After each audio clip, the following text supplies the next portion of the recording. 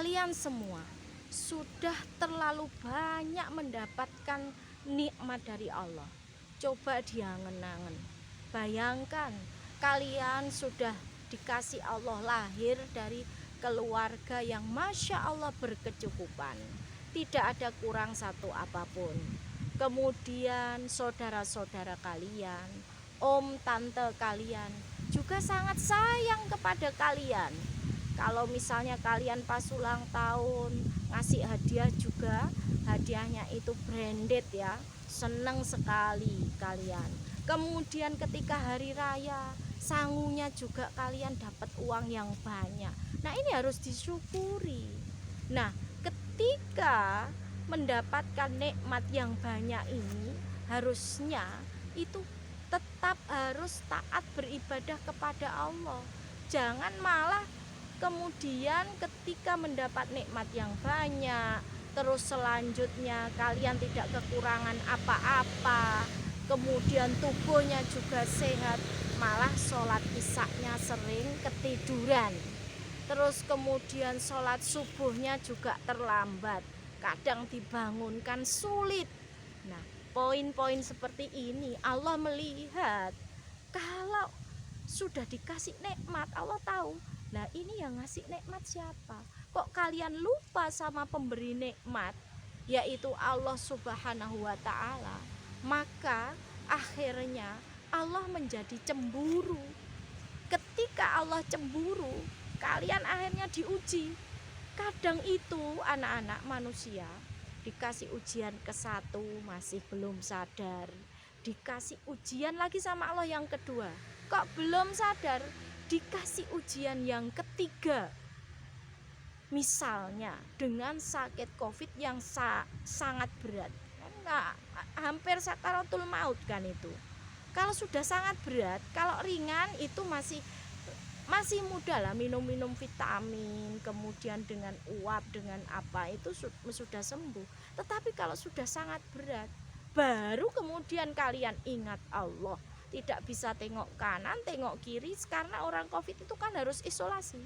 Yang lain tidak boleh mendekat, harus jauh. Misalnya papa kalian COVID, mama COVID, kamu kok sehat, kan harus dijauhkan, ya kan?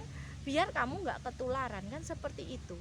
Terus kalau sudah tingkatannya berat, nggak bisa minta tolong siapa-siapa, nemuin orang lain saudara, itu nggak bisa, nggak boleh nemuin. Terus akhirnya baru setelah kondisi terdesak kayak gitu, baru mengangkat tangan, mengucapkan ya Allah. Nah, ini yang kurang baik adabnya. Harusnya ketika berlimpah nikmat, kita harus tetap menjaga untuk memohon kepada Allah agar kenikmatan itu senantiasa diberikan oleh Allah dan tidak dicabut oleh Allah. Seperti itu. Agar apa? Agar kita semua orang yang beriman ini tidak mendapatkan ujian yang terlalu berat ya dari Allah Subhanahu wa ta'ala. Selanjutnya anak-anak, ketahuilah sekarang ini kita sudah masuk bulan Muharram.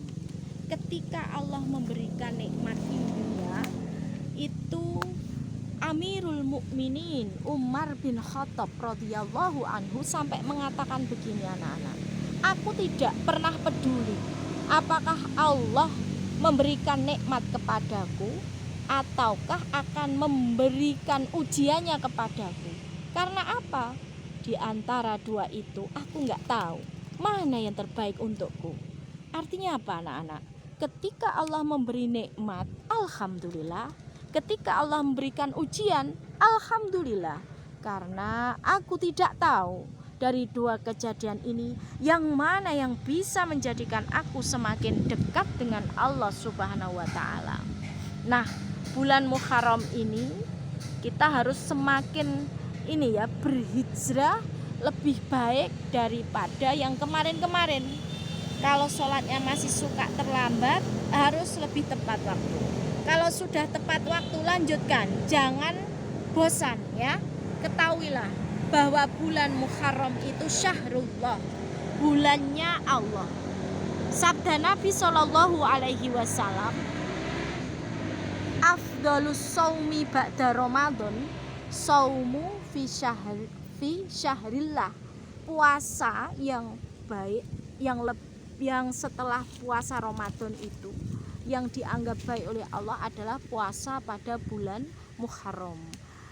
Nah, pada bulan Muharram ini perbanyaklah puasa sunnah. Kalau yang memang disunahkan itu pada 10 Muharram atau sering disebut Asyura. Ini adalah hari spesial ya. Hari spesial di bulan Muharram apa anak-anak? Yaitu pada tanggal 10 Asyura ya.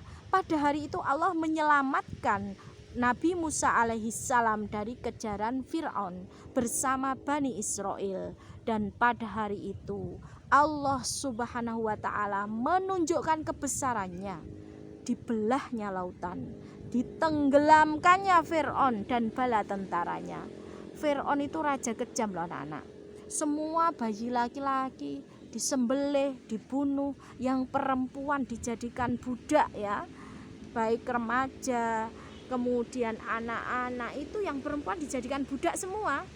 Nah, oleh sebab itu ketika tenggelamnya Fir'aun itu Bani Israel bersyukur atas nikmat Allah, dia puasa. Maka Rasulullah SAW menganjurkan kepada umat Islam agar menyelisihi orang Yahudi ini. Beliau berpuasa tanggal 9-nya dan juga tanggal 10. Jadi 9 itu Tasu'a dan 10 itu namanya Asyura. 9 dan 10 Muharram. Yang harapan kita adalah dosa 1 tahun yang lalu diampuni oleh Allah Subhanahu wa ta'ala. Jadi amalan sunnah itu pada bulan Muharram ini ada 4 anak-anak. Yang pertama, memperbanyak puasa. Yang kedua, meluaskan nafkah keluarga. Sabda Nabi Shallallahu Alaihi Wasallam, barang siapa meluaskan nafkah keluarga di hari Asyura, maka Allah akan melapangkan rezekinya sepanjang tahun. Yang ketiga, memperbaharui taubat. Di awal hijriah ini kita sebaiknya memperbarui taubat. Sebenarnya taubat harus kita lakukan sepanjang tahun, akan tetapi disunnahkan juga di hari Muharram ini. Kemudian yang keempat, memperbanyak sedekah sesuai keumuman perintah sedekah. Bersedekahlah, perbanyaklah sedekah.